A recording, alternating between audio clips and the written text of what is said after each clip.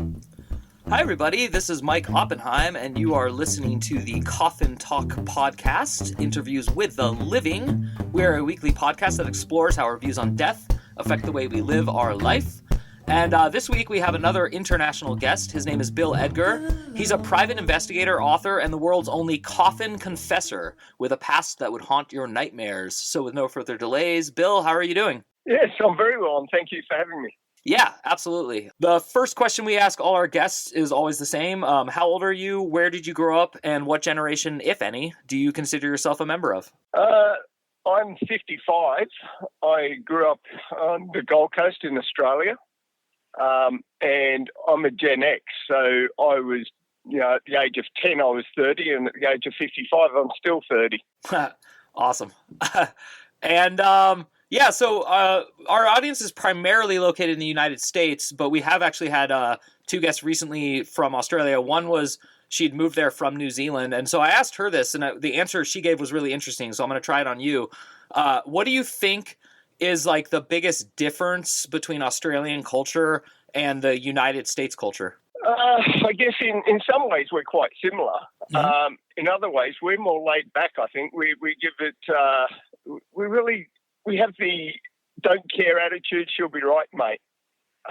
We don't dwell on things as much as the Americans do, I don't think. I think we get along with everybody, and that don't care attitude sort of gets us by. Yeah, I totally agree based on my travels. And while I have not been to Australia, I'm not the first person who's said this, and I will not be the last, but Australians are the nicest people you run into who are English language speakers, meaning like way nicer than Brits, Americans, even Canadians. So that's at least my experience. Yeah, I believe we're firm but fair. Yeah, that actually sounds really accurate to me. And so kind of on that note, you have the most interesting career I've ever heard of, and I would love for you to explain not only what it is, but how you came into it. And you can be as long as you want. I trust you because you're a good orator. So you are a Coffin Confessor. Tell us more, please. Yes, what I do is I'm engaged by the deceased, obviously prior to their death, to crash their funerals and tell those that they loved how much they loved them, and that those that they love to hate to f*** off. It's not a job for the faint of heart, but it's a job that I didn't realise was needed, and the amount of people that needed my services to actually get rid of the vultures in the family and the friends and the fakeness and everything that surrounds funerals. I love it. Can you be a little more, or maybe just give us an example? I believe I understand what you mean by it, but what is the fakeness of a funeral in your opinion? There are a lot of people that turn up to funerals and they think that the funerals are for them, not actually for the deceased. So it's the crocodile tears, it's the sitting there and mourning themselves, not actually mourning the deceased. My first client, his name was Graham, and when I crashed his funeral, mid-eulogy, I had to tell his mate to sit down, shut up or fuck off, because his best mate was trying to screw his wife while he was on his deathbed. Now, that was very hard for him because, he's lying on his deathbed. He couldn't yell, kick or scream. He's very weak and he was close to death. But he also had some family members there that he hadn't seen in 30 years. Wow. So, and he said, if they turn up to my funeral, can you please ask them to f*** off because I haven't seen them in 30 years. Why are they there paying their respects now? This is amazing. And how did you know this man? Because I'm assuming that he didn't know to ask you because you weren't already a Coffin Confessor. So how did that start? No, I was working in the private investigator capacity. I was investigating his finances for him. I learned very quickly about his cancer and his diagnosis and how close he was to death. And we got to talking, quite regularly about, death, the afterlife, fear, all those type of things. And then I suggested he do his own eulogy. And he said that he'd been to a few funerals where the eulogy isn't played out of disrespect from the family. They view it first and they go, no, we're not going to play that at the funeral. It's too embarrassing or too confronting. So out of a joke, and it seriously was only a joke, I said, I could always come and crash your funeral for you. And he took me up on the offer. I love it. I absolutely love it. I just met you. I mean, we've been talking for like maybe 10 minutes now. But I can already tell that you're like a funny and nice guy, but I can also tell that you're not afraid to not be a nice guy. So I'm just kind of curious, through the trajectory of your life, has that kind of always been your reputation with your friends and even maybe like people who you don't consider you their friend? Yes, I have a very troubled childhood. I never had a childhood, actually. It was stolen when I was 7. So, it's full of abuse, sexual, physically, and mentally abused. And as far as friends go, I've got to say I don't have a friend in the world, and that's on me, because I don't like to carry other people's baggage. And it's not that I don't know millions of people. I do. I have a lot of associates, but I don't have any close friends because I don't want them to know the true me, and I don't want to carry their baggage. So, yeah, I guess I'm that type of person where, I'm firm but fair. Mm-hmm. I mean, that's a very interesting and very honest answer. And I don't want to pick at it, so I'm not going to, but I am more curious. Have you always been that mature about the abuse that you received and everything, or did it take a long time for you to get to the point where you're at now? Oh, no, I've used the abuse to better myself and become stronger and wiser and more determined to set the record straight and to help those that haven't got a voice. That's wonderful. That's really cool. And so, speaking of those who don't have a voice, that's literally the definition of a coffin confessor, because this person no longer has a voice. I'm curious, has it ever gone terribly wrong? Have you ever been hired to do it and then it really didn't work out? Or does it always end up working out? 2 instances that I can mention. One was at a viewing. I had to attend the viewing, and I was engaged to pinprick the body to make sure that the person was dead, because he was petrified of being cremated alive. So I had to ask for a minute's, by myself with the body and treat his body like a pincushion. Wow. And whilst I was doing that, the lady actually came back in and noticed what I was doing and asked me if I was okay. And I had to disclose to her what I was actually doing. And And the second one was at a funeral where there was quite some bikey type people and quite heavy, hard men. And they said that if they didn't like what they heard, then I was going to join the man in the coffin in the grave. But again, I've got to stress that I'm just the messenger. This is your friend, your loved one. They've left a message. I'm opening an envelope. I'm reading the letter inside, and it's from them. It's not from me. They're not my words. They're your friend and loved one's words. That's why you're here today, to listen to this. So have a bit of respect and listen to the person that's now dead. That's awesome. And actually, I'm curious about your order of operations. Do you ever not read what you have to read ahead of time so that you or do you rehearse it? No, at the very start, the first 2 or 3, I started to rehearse them and thought, it's better if I just get it right and I rehearse. But nowadays, no, I just open the letter at the time of the funeral and I go in and I wing it. I read exactly what's on the letter. There is a letter that I've held for about 1.5 years now that is it contains a serious crime. I don't know where the crime is. Wow. Or where it was done, but it does contain a serious crime. And the reason it's in a letter is because I told the gentleman that if he tells me, I have to report it. However, if he writes it down and posts it to me and I don't open it till his funeral, I don't know, so I don't have to report it, and therefore no one else can open someone else's mail. It's a crime. So that's the best way I go about doing those ones with anything to do with crime. That is so clever, and I can tell you're a private investigator. That's really cool. What a cool detail. So I guess the next question to me would be, have you ever been really surprised? Have you ever opened the letter and almost choked on your own words as you read it? I mean, there are certain types of confessions that, I think to myself, wow, that's bizarre. Or, there's infidelity, there's theft within the family. There's, a lady that disclosed to her son that she was actually his grandmother and his sister was actually his mother. I mean, that sort of hits you in a way, wow. And it's nothing to do with me. I'm just a messenger, like I say. But you get these examples that, you stand up at a funeral or congregation or even a face-to-face where I've gone to somebody's, door and knocked on the door.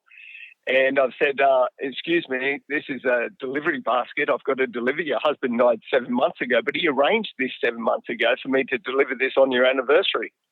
And it's a beautiful thing. I mean, so what I do is a range of good, bad, funny, and sad.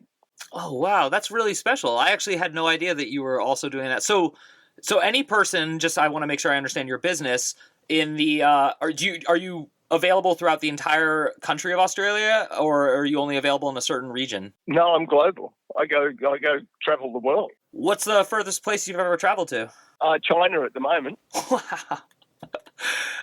And then, of course, you can decline to answer this, but do you have like a going rate, or is it like scale, or how did you decide how to price this out? My first client, Graham, when he asked me, when he took me up on the offer to crash his funeral, he said, I'm going to pay you 10 grand to do it. And I stuck with that 10 grand because it stops people just using me for revenge or a couple of $100 to go and do something really sinister. And it worked out really well because at the end of the day, I do a sliding scale where I charge between $2,000 and $10,000 per gig, but they don't need the money where they're going, and I never get a complaint. Wow. That's so fascinating. Do you have competition? Has anyone tried to like steal your idea and advertise or anything like that? I got to say, I did an interview in Britain, and it was on a Good Morning Britain show, and I think probably half an hour after that show, I had 14,500 requests for Coffin Confessions, and in that, I would have had 1,000 people asking for a job. Now I have tens of thousands of people trying to ask me for a job. But it's not for everyone. And it's not a job that people can just set up and go, okay, I'm going to do this, because it's a job that can be easily manipulated and you can rip off the dead. And I'm very careful, and, I'm suspicious on a lot of people's, thinking of how they can use it and manipulate to make big money and not keep their integrity. And my integrity is everything to me. Yeah, I mean, I'm a kindred spirit in that regard, and it's cost me a lot in my life, but it's never cost me more than what the other way would be, which is my self-respect. So I'm definitely down with what you're saying, and I appreciate how you said it. Does it ever feel overwhelming? Like, do you ever start to like want to retire or quit? Or because I know you said you do like 4 different versions, like some make you cry, some make you laugh, but has it ever been like so heavy that you've questioned it? Again, I do have two accounts that I can mention. One was where a lady engaged me to be her suicide note. Oh. And that was quite heavy. Yeah. Most people who do suicide, they either leave a note or a message or they just die, and that's it. This lady actually engaged me to be her suicide note. And it was very... At first it was confronting, and then all of a sudden I realised that I am the Coffin Confessor. I deliver messages, so what's so different? Just because she put it in a term of a suicide note, a living one, I thought, well, okay. And the unfortunate thing about her, though, is that her funeral, and although she had so many friends on Facebook and social media, I was the only person that turned up. Oh, God. So that was really heartbreaking. That got to me a lot, and I think of that lady quite regularly. So yes, in that circumstance. And then I've met a couple who are in their 80s, and they're petrified of being separated and thrown into nursing homes. Their children want their house, and they're being forced into a nursing home, and they've decided and committed to taking their own lives. Mm. And although it's a sad thing, it's also a beautiful thing. It's a bit of a Romeo and Juliet type story, Mm-hmm. and it's really compassionate to listen to and to understand it. But at the same time, yes, of course, it gets to you, and you start to think about these things, especially your own life and your own mortality and what's happening and what goes on around me. And I've always said, and I've said this for a long time, people say, Bill, what's the meaning of life? Well, the meaning of life is to avoid death. Mm. There's no other reason. It's to avoid death. That's it. So that, it can get to you. Yeah, I love that. I've never actually heard anyone say the meaning of life is to avoid death, and I cannot disagree. I can't think of a single argument that would ever counter that. With that said, the traditional phrasing on this podcast that we ask every guest is, what do you think happens when you die? So I'm curious, do you think something happens to you when you die, or do you think this is it? Like, what is your answer? I know more people dead than I do alive now.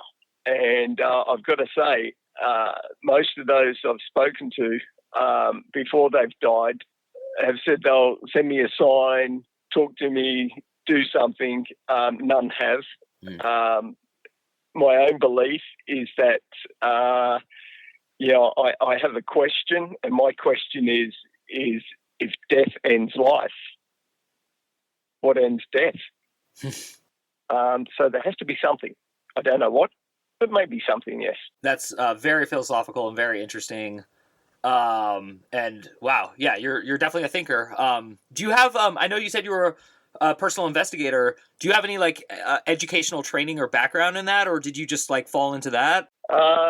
No, I ran away from school and home at the age of 14 and lived on the streets, and then went to jail, and then did all the stupid stuff a teenager does. And then, funny enough, though, I did steal a school uniform and walk into a school at the age of 15 and met a girl there that said she was going to marry me, and we've been together 41 years now. Wow! So that's my shining light, my angel, my without her, those that hurt me wouldn't be alive today. So they're very fortunate and very lucky for her to be, who she is and with me. That's really special. So it's funny because when you said, well, it's funny to me, when you said that you have no friends, but you have her in your life. So is she more powerful, more special than a friend, or can you also consider her a friend? Oh, no, she's the ultimate. You couldn't get a better friend, associate, lover, just all in one. I mean, I guess she was sent to me, or I was sent to her. Whatever happened, it was just meant to be. And obviously, 40 years later, I mean, it's just one of those things that you think, wow, I've never needed anybody else. I guess that's the thing. I think that's where it is. I've never needed anybody else to talk to be with, to love, to console with, or to look after and trust. Wow. Bill, please excuse my American overwhelming sincerity when I say this, but you're a very deep and complicated and special guy. I really appreciate your attitude. That's really touching. I met this version of that myself when I was 38, and I had to wait 38 effing years for that. So I completely understand what you're describing. No, it's worth it. Even though it took 38 years, it's worth it, isn't it? You wouldn't doubt it for the world. You wouldn't give it up. Yep, and I would keep waiting for the rest of my life for it, knowing that it was exactly what I'd always hoped it would be. So yeah, I really, really understand that. And that was going to be my next question was, do you guys have a plan? Do you have a pact? Since you're in this business, I'm sure it comes up sometimes. Yeah, it does. Look, my wife is this, she's going to grow old gracefully. She's going to do, I think, basically what society and the normal is, that you grow old gracefully until you can't look after yourself anymore. You go into a home and things like that. And I fully support her, whatever she does and wants to do later on in life. Me personally, I didn't have a choice about being born. However, I do have a choice about my death, and that'll be my choice. And I doubt that I would be one of those that would be, reliant on anybody. That's not the way I am. So I hope I live, well into my 80s. But the most important thing is that I hope I have my health. Mm-hmm. That's the most important thing. If I have my health, I'll be fine. So I don't know the laws in Australia. Do you guys have euthanasia legalized there? In some states we do, which is quite good. I mean, I do like it because, there are a lot of people that need it, they want it, and they thrive for it because, some people that I've met, who are living today in absolute pain and horrendous conditions, and it's just getting worse for them because the people that we're helping and supporting them, they're also in trouble financially, and they need support and help. So the whole entire system is breaking down around these people. So, And a lot of these people can't actually administer or do what they want to do themselves, and they're reliant on these laws to help them. So, I'm all for it. Yeah, that's cool. That's a good answer. All right, I have a couple more questions left. I think the first one I want to ask is just one more kind of fun question about your career, the Coffin confessing career, which would be what is like the funniest story, or what's the most fun you've ever had doing it? Like one example, and you could give one of each or whatever suits you. Hey everyone, if you're a fan of the show, please head over to MikeyOp.com and click the subscribe button. It's the best way to support us, and it's free. That's MikeyOpp.com. Thanks. Oh, look, I got to say, and I got to be truthful and honest with you, I get a thrill out of every one of them. I really do, because I attend I attend the funeral and I sit amongst family and friends, and no one knows exactly what I'm going to do, but I stand up and I just interrupt a funeral. I mean, f***ing hell, that's just a blast. So I really enjoy it. And if the person's a real vulture or a real prick, I love it more. There's nothing better than telling some crocodile-teared prick that's waiting for a payout or stolen some stuff from the dead man or woman, and there's nothing better than standing up and saying, hey, Graham laying in the box doesn't like you. I don't know why you're here. F*** off. And the whole crowd know these people that they don't like, so they're in on it too. So it's pretty cool.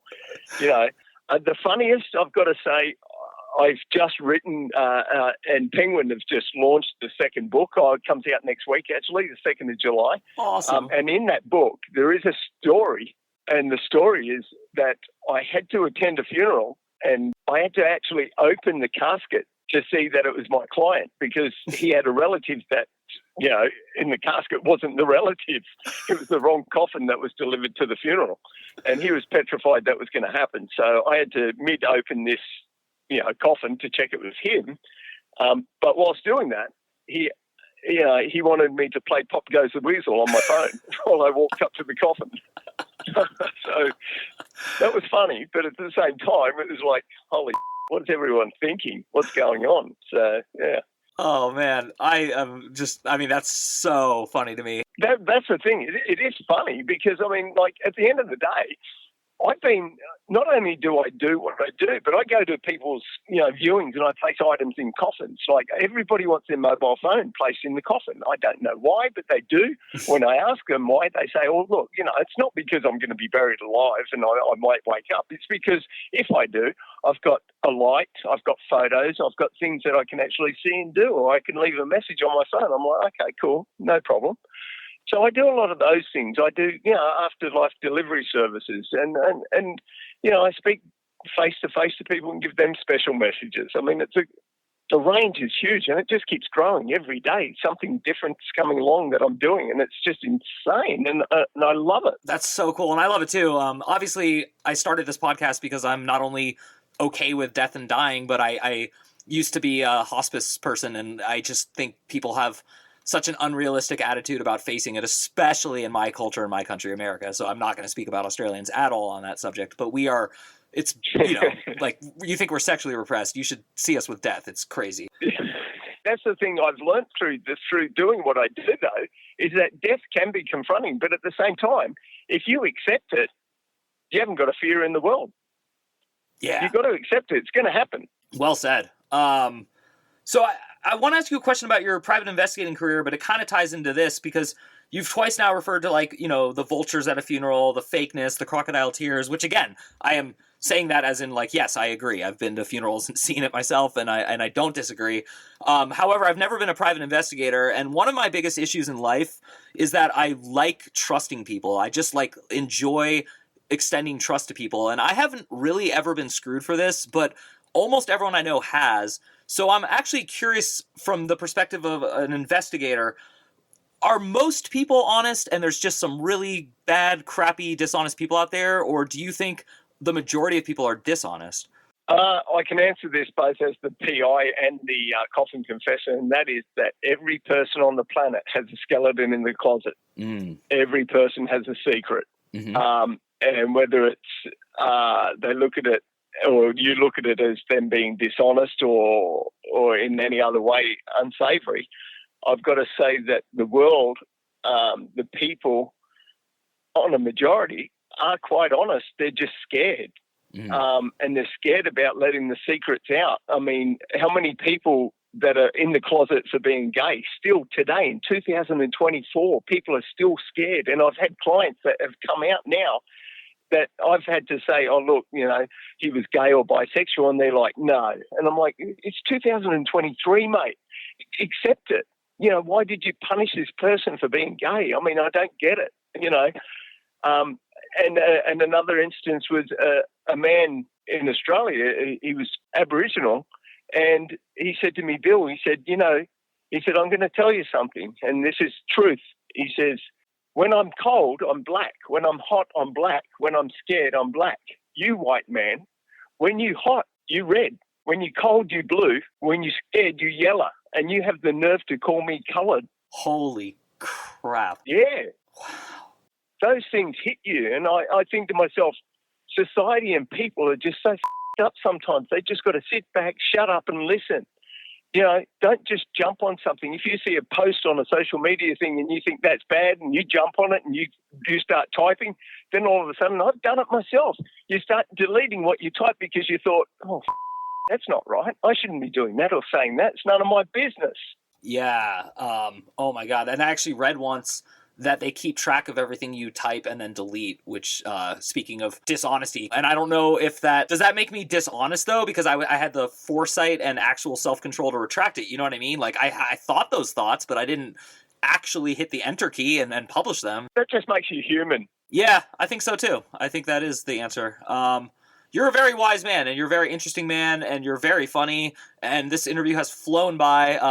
I always give my guests the floor at the end of the interview, not to plug things, like we'll have a link to find your books and all that, but I want to give you the floor to just share anything you want with my ever-growing audience. So what would you like to tell them? The most philosophical thing I can tell people is to, we all live dying. How about we start die living, you know? Yeah. Just live life, enjoy it. You know, as far as I go, I'm not big on the social media or anything like that. Sure, I can be found anywhere, but at the same time, I live my life. I don't allow a platform or anybody else to control me. I'm in control, and I drive and I float and I do whatever I want and I enjoy it. I love it, and that's actually my birthday is in 3 days, and I have vowed that that's the gift I'm giving myself as I turn 43, is I'm just no longer going to give a flying F about any of this crap. So thank you. You just phrased it. It's not worth it. Yeah, it's not. And you phrased it quicker and better than I could have, so I'm actually probably going to even write out what you just said, because that's totally inspirational for me. So thank you, Bill Edgar. You've been an amazing guest. You're an amazing guy. I really appreciate what you do for a living, and I really appreciate the way you talk about it. I hope that the people who listen to this take a lot of courage, strength, and integrity out of this interview, because that's what you've given me. So to everyone at home, once again, you've been listening to Coffin Talk. My name is Mike Oppenheim, and we will see you soon.